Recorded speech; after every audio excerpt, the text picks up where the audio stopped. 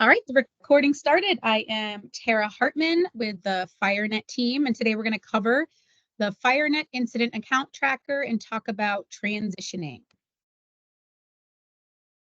Oh, these are my dogs. So if there's any interruption, we're still going to use this video, but these are my my three babies. So we just hope the UPS man doesn't come, but if he does, then just know that they're naughty, but they're cute. So we're going to talk about, we're going to look at the FireNet incident account tracker. We're going to talk about a few specific things where people ask for help, such as sharing a dynamic link, updating the host unit tab, and then cleaning up the teams in between teams, cleaning up the tabs in between teams. So to start, I just wanted to visit the beginning, which is actually requesting that the incident is set up. So on our homepage, most likely the person that's going to manage this FireNet incident account tracker is going to be the same person that's making the request for the Microsoft team to be set up. We actually have a new form that I opened up to show you guys. I can share the link here for you. This is not updated on our website yet because it kind of links to a whole process, but we're trying to shorten the intake form. So, you know, if you're on a plane putting this in or on the move, it's easy to fill out pretty quickly. So on the intake form, the most important thing is that the incident order number is correct and the fire name is correct. So when we name it, we use those top 5 letters when we name it, because that helps us put it back to its home unit towards the end of the incident. But the FireNet, the fire name is also important. We ask that you don't put fire in the name of the request unless it's actually in its official name. And that, if you're not sure, like it looks like you might be complexing an hour, like hold off and putting in the request, because then things get messy. And just making sure everything's as accurate as it can be here. It makes it tough after the incident's created. The Microsoft team name can be updated, but the SharePoint link can't. So just trying to get that accurate. Team dispatched, the local dispatch center. So this helps us, again, assign it to a dispatch center to manage once it goes from the IMT host unit and then back. Complexity, and then we shortened this a little bit. So if you put the FireNet email address here, we'll be able to pick it up, or vice versa. All these people should have FireNet accounts at this point. We do message both when we set up the incident, just in case somebody's not monitoring their FireNet account yet because they're not on the incident something. We will try to put in the secondary email that kind of pops up. So if you can put in FireNet email address, great. We are going to ask if you're using RIST. So if you are using RIST, you can click yes, and we're going to work on some type of group where those members will be added. And then who should be delegated to the main incident shared inbox. And then which GACs. So we shortened that significantly. Now, once that comes over to us, that's when we run our magic, hopefully, and the Microsoft team is set up. And that's where we get the FireNet incident account tracker. So we're going to jump into one. We did some updates on the tracker. So I'm going to share that with you guys. And I'm actually going to share it the way that we want you to share it. So I'm going to go into the tracker. And we have our updated tracker here. Another thing, but we'll go into it here.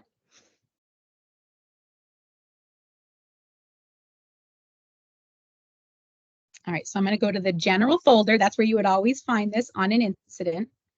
And then you'll have the FireNet incident account tracker under the general folder. So it should be there no matter if you're the first team or the 8th.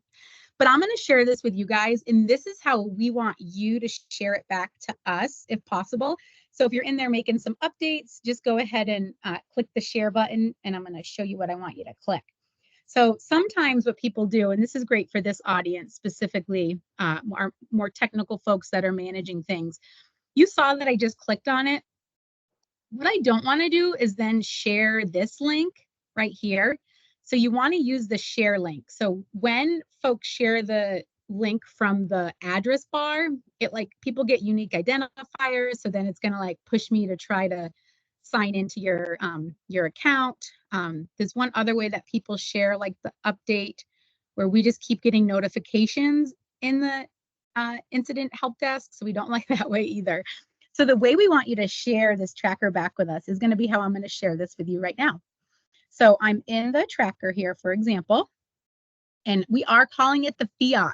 So FireNet Incident Account Tracker. I've been here 7 years, I say, and this is the first acronym that I've created, but that makes it easier for us. So I'm going to come up to this share button, and this screen actually changed this week. It changed like Monday, and then it changed yesterday too. So I'm going to just kind of show you how I work through it. So I'm going to click share. And what they did is they moved the little wheel. It used to be up here. So by default, this even looks a little bit different. I'm not updating documentation yet until when they push these kind of updates, sometimes things change for a few days, but you want to look for that wheel. And then you can just go to people with existing access, because all of our ADM folks have access to these trackers. So by default, when the Microsoft team is set up, all of our ADM folks that could be working in the incident help desk when you need us are added to the Microsoft team. So if you say apply, then this is going to have you're going to get a nice clean link here. And you'll see, that grabbed my other link. Let me go back. That was my form link again. Try again. People with existing access, apply. I have to actually copy the link. So this is changing a little bit. So I'm going to copy the link, and the link's copied, and it comes across clean. So it's not like a big, huge, 5-line URL. You'll see here that it comes across nice and clean. Now I'm going to share it with you guys. And this is not in a public team. This is the one that we actually copy, but I'm going to share it with you. So I'm going to use the anyone can view link just so you have access to this. So if you'd like to download it, and after the session today, if you want to update so you can copy some information over when you are on an incident, you can. While I have you, I'll just show you, I went to share before. You can also go to manage access, which kind of does the same thing. And I tend to use manage access. So if you've already created a link, which we did, it should actually show right here. And when it's behaving, it will. So you don't have to go reshare it if you'd like to go grab that link. Or I just can come here and I can click share. So that's where you kind of can see who has access to your things, as well as down here on the 3 little dots. So I want to say anyone with the link can view. I'm going to click apply. And now I'm going to copy the link. And then I'm going to share it with you guys in chat. So you'll see you get a nice clean link. So this is an anyone can view link. So you should be able to click on it and it should open nicely. If it doesn't in the event you're once in a while, USDA will kind of act as a bully. So if you get any issues, just go ahead and paste it in a different browser or in your FireNet browser. And hopefully everybody that's going to be updating the tracker will have a FireNet account. So I'd say just paste that into your FireNet browser. All right, jumping back to our presentation. So we're going to kind of go through each step here in slides. So step 1 is going to be to update the tracker. So the blue cells are for you to update, and the yellow cells are for our admins to update. We do ask that you add rows and not cells. So I just saw this on one of the active incidents now. We have a little cheat sheet along the right where it shows us what sorry, I should just keep this, there it is. It shows us what the sections should be. So if you add a cell over here, like if you just add some cells, then these cheaters don't come along with it. So, if something's being used later, isn't being used now, but later, at least bumps it down so we still have it directly in relationship to where it belongs. So we just ask that you do add a row, not a cell, as you add folks in there. And then key contacts. So we've changed that slightly. So I'm going to go over to our key contacts. And Sam, just so you know, you have your camera on. So our key contacts, we have our PIO, our plan section chief, our ITSS, and finance. So we've added finance. We added that last year just because we see so much finance activity. So these key contacts, we changed it. We used to have the shared inbox up here, but we're going to just push all the shared inbox activity down to the shared inbox delegation spot. So if you are an ITSS and say, you know, or plans and say you're only your smaller team and you just want that main inbox, this first section is for anybody that wants access to that main inbox.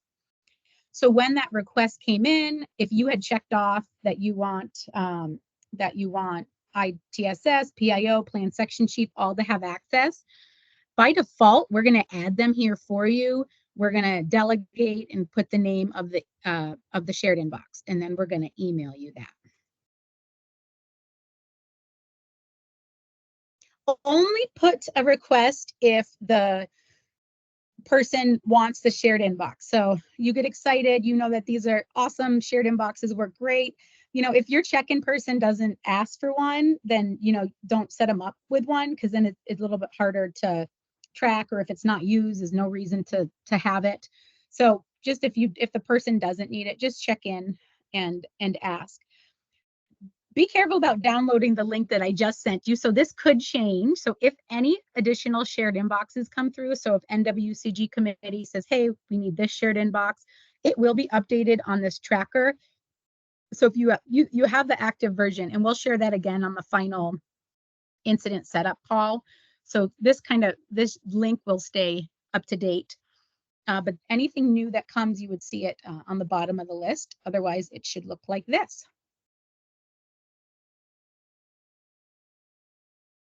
Two other things that we have, let me close out some of my windows here. Two other things that we have as we scroll down after the shared inboxes are flows and key contacts. So that's kind of the sheet in a whole, but we're going to stick on shared inbox delegations a little bit more. So as the process flows through, you've come in, you're the ITSS, and you put in who wants access to what, because your team has identified that you're the person that's going to come here.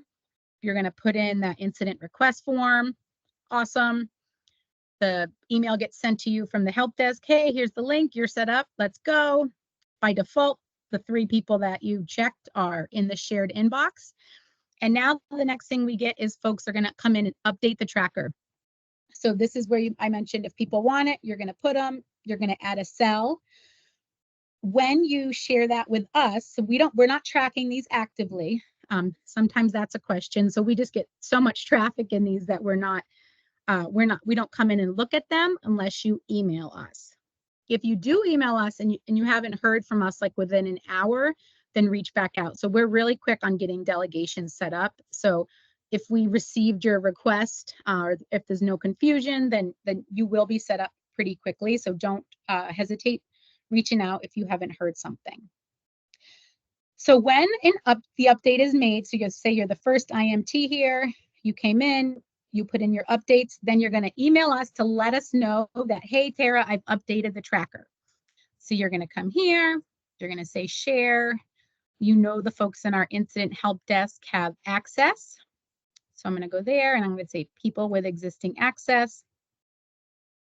Apply. Don't forget to copy the link. And then I'm going to send that link. And if you don't have to do that, it makes it easier. Otherwise, we kind of go in, we find the team, we find the SharePoint or however we do it. So it just makes it a little bit quicker for us, but that's the kind way to do it. And then you would just email, copy this link, paste it, and say, hey, I've updated my tracker. So then from there, we set you up with all these shared inboxes, and we will send our delegation email. So that first batch, it goes to everybody, and we will CC the person setting it up. So you know that these have been the person that set up this tracker, so that you'll know that the delegations are complete, and that will be pushed out to everybody's FireNet accounts. So after that, then as the incident goes, somebody comes in the next day, 2 people come in the next day, and somebody the next day. So that's when people kind of trickle into this space. So for those, after the initial bunch is updated, if you just let us know, so say a new situation person comes in, you'd come here, you would add a row, and then you would put their information in the blue because those are the cells that you're updating. And then we would see that when you email us, we would see that there's been, there's information over here, but there's no information here. And then we'll come in and update this. It is helpful if you're like, hey, I put in, I added Jay and Jane to the tracker. Can you update? If it's onesies, twosies, if you just mention it, you don't have to go in and highlight and stuff. If this is a huge incident and there's like 100 people on here, sometimes the yellow highlight is helpful, but you don't have to. We can easily, the way it's set up, if visually, if there's something here, there has to be something here. So we should be able to go in and catch any of those updates. Once those updates come through, we then email, we'll CC you so you know it's all set, and then those folks are ready to go with their shared inbox. So when you access that shared inbox, I wanted to show you a few things. We have had the email that goes out that tells them that they've been delegated. It is helpful to cut and paste. We saw this like 3 years ago or 5 years ago. We saw where if they were putting it in, that we were getting an error once in a while. So we recommended cutting and pasting the email address. We haven't run into that in a while, but that we do kind of say, hey, go ahead and copy and paste it, because then if somebody spelled something incorrectly, then it tries to recognize the incorrect one again, and it can get confusing. So we do suggest that. And then I want to show you 2 other things kind of in this next step. You've sent in the sheet, your folks are all delegated, and now you have like 2 users and they're like, oh, I can't get in. I'm getting this error message. It says I don't have access. I hate FireNet. And then you're like, oh no, don't hate FireNet. Here, let's check out what's going on. So I am going to come in here. So your user is signed into their FireNet account, and they're going to go into Outlook. And to get into their shared inbox, I'm going to come up here on the right and say open another mailbox. Let's see if I have something. Oh, this is actually great. So you might get an error like this. So I don't have access to this mailbox. If you just sent that request and we've said the person is delegated, this is where you want to check their browser. So a lot of times they're still working in a USDA or DOI browser, and their DOI and their USDA browser account was not delegated. It's your FireNet account that was delegated. So if you run into that, the first thing to do is and I'll paste this here, make sure they are set up in Chrome with a new browser just for FireNet. So I sent you the steps, but they've come here, they've added, and they're just working in unique Chrome. Even if they're like, I do have a FireNet browser, sometimes if they've come in, they've done something on their USDA account, then it's kind of pushing them to USDA. So it doesn't hurt also, and we would guide them to that too if there's an issue, just to check fresh. Once in a while, we do have where we've worked so fast, and I'll open one that works, like Incident Help Desk, open, and it's just going to open right up. We do have the case where once in a while people are working so fast that it doesn't stick.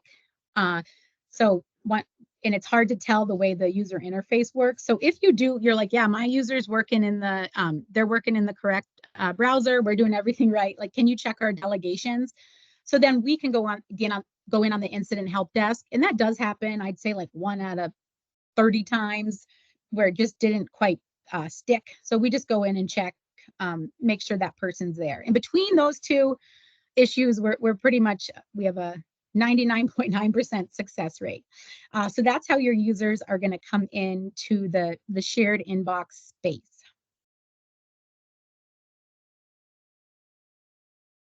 We've talked about this, emailing the help desk, delegations.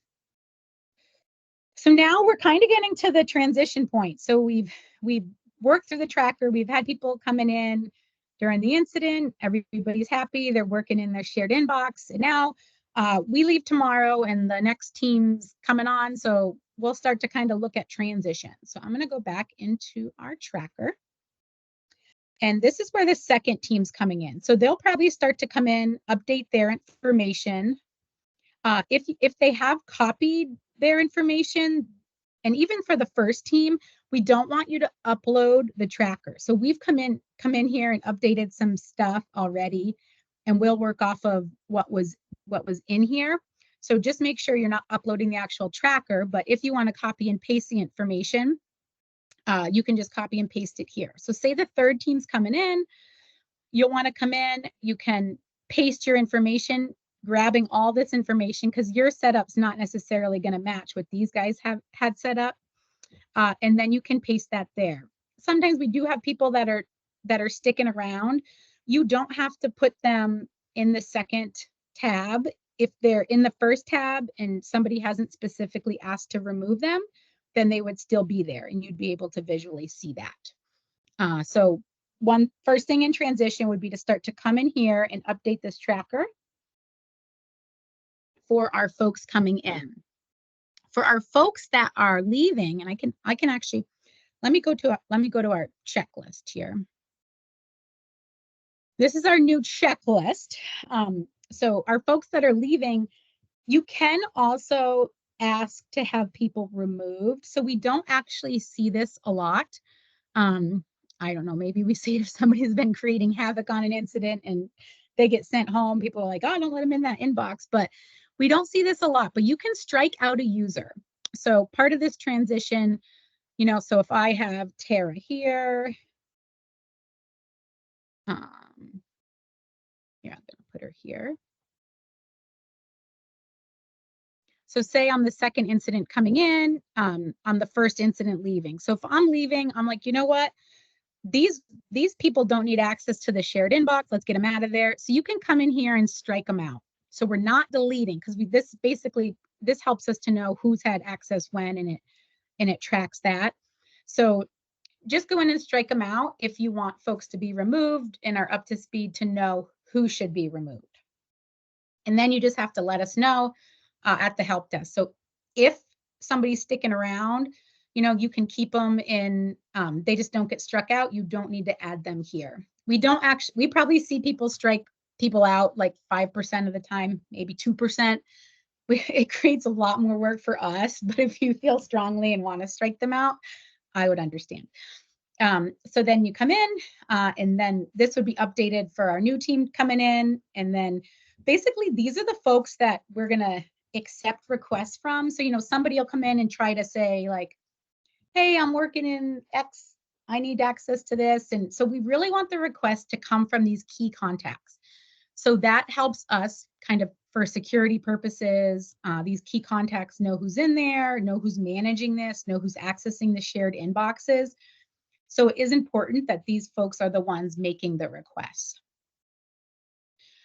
Then basically what made me think of that was that when our second team's coming in, basically we're now establishing key contacts. So if I've been working with Mark in here, you know, then next I know that I'm going to be working with Stephen here, and we start to see the same names, and that makes it easy because we don't have to peek at the tracker either to make sure it's somebody legit that we've been working with. On this tracker, I'm going to go over one cell here because one more thing we're going to potentially have to update here is the phone line. So currently we have the PIO, and then we have like a Resol demo line that's shared. So this team right here might have that information updated. So if you're managing this space, it doesn't hurt for you to be like, hey, did you change that phone line? And that's in the checklist at the bottom. So basically, this phone line would, the PIO or the plans folks would email ITSS if you're managing it and say, hey, can you share the line? Can you change the line from Tara to Lisa? And basically, we then license Lisa so she can have a voice license. And then we change the number. So it's now assigned to Lisa and she would get set up. So basically, you want to note who that phone line should be assigned to. And that will kind of stay on throughout the incident. If any additional phone lines are assigned based on NWCG guidance. You'll see it over here on the right. So you'll just see another yellow box. We'll communicate with the community, and on that kind of final incident setup before the real season kicks off, we'll also update you there if there's any changes. But anything that happens, even if it's mid-season, if something comes through, when we set up this Microsoft team, the tracker that gets updated will be most up to date. So just coming down to that transition checklist, one thing to note, and this is, we get this question a lot, and conceptually it doesn't necessarily make sense for folks, but the shared inbox and the Microsoft team are completely separate. So our key contacts here are also added to that Microsoft team as owners. And we do have a training, Microsoft team training, that is up on our website here, and we have run that fresh this year. So those are the folks, you're the same folks that are also going to go and delete members from the Microsoft team. So we've thrown that kind of question in here. So have you removed Microsoft team members that no longer need access to the Microsoft team? So we'd love to see more of this with kind of this tracker here. So you can come here, then you can say yes, hopefully, and then go clean up that Microsoft team if your guys are heading out. So basically, the opportunity to really do this is the first team, because if you leave your people in there, then the second team, they who's who and were they there, and then the fourth and the eighth team, like then it's like now you have 500 people in your Microsoft team, and if people are in that team, they have access to everything. They can edit everything. So we really want to tighten up this space if we can. So the first question is, have you removed Microsoft team members? Not connected to delegations at all. So adding somebody to a team doesn't get them a shared inbox, and adding somebody to a shared inbox does not grant them access to the Microsoft team. So those are completely separate. Have you added your counterpart to the Microsoft team? So if on plan section chief, PIO, ITSS, make sure you're adding the folks that are in those sections when you're leaving. So we only set up the first incident management team. From there, it's incident management team managed. So you guys need to add who you need to when you transition. The key contacts should be added as owners. We do ask that you be careful who you add as owners, because an owner can actually delete an entire team. And that's a Microsoft setting that we can't turn off. So really just add your counterpart as owners, and everybody else can be added as a member. Have you updated an ongoing meeting? So we have a training on this as well. So if you're kind of managing this space, FireNet meetings and Microsoft Teams, there's a way that you can create a meeting so it kind of sticks around with the incident based on changing presenters and organizers. So it doesn't hurt if there is a FireNet meeting running. Say, hey, has that been updated if you want it to stay with the incident? Have you emailed the incident help desk to transfer voice numbers? And then have you added the incident flow SE group? So we haven't talked too much about flows, and that is the second section on here. So we are going to try this year to add a group to anybody that's creating flows on an incident.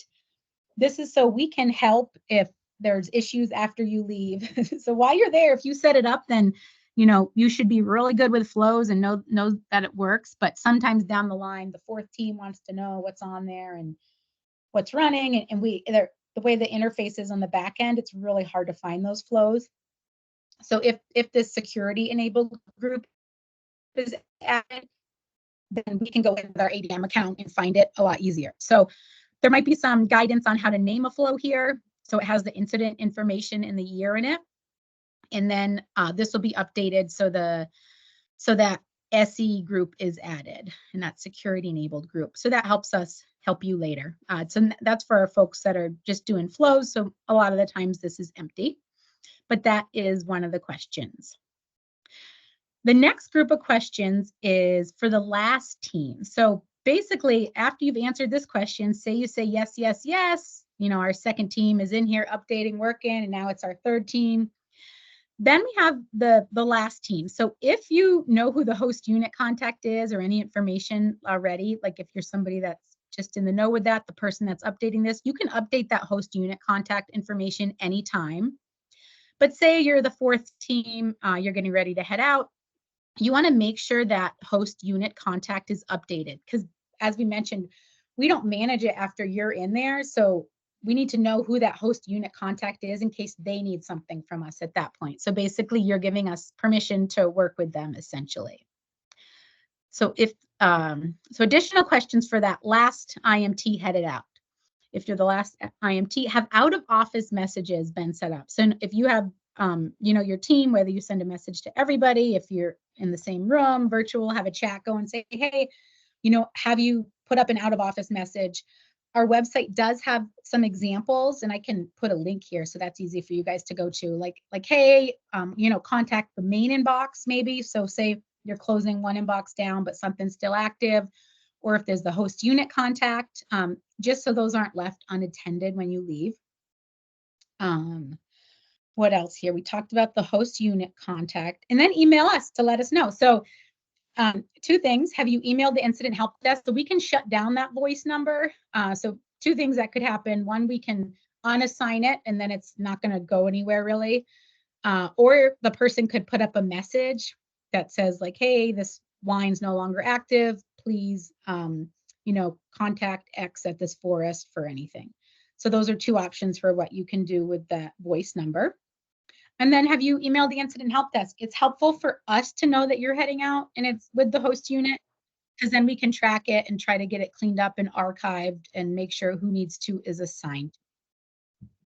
So those are kind of the additional items. And this is the new section in the Fiat for this season. So I'm just going to make sure before I go over to questions and we can end the recording. I am going to make sure we have everything. We've covered everything here. We talked about removing. I think we've covered everything. So I'm going to stop our recording so we have a nice clean recording.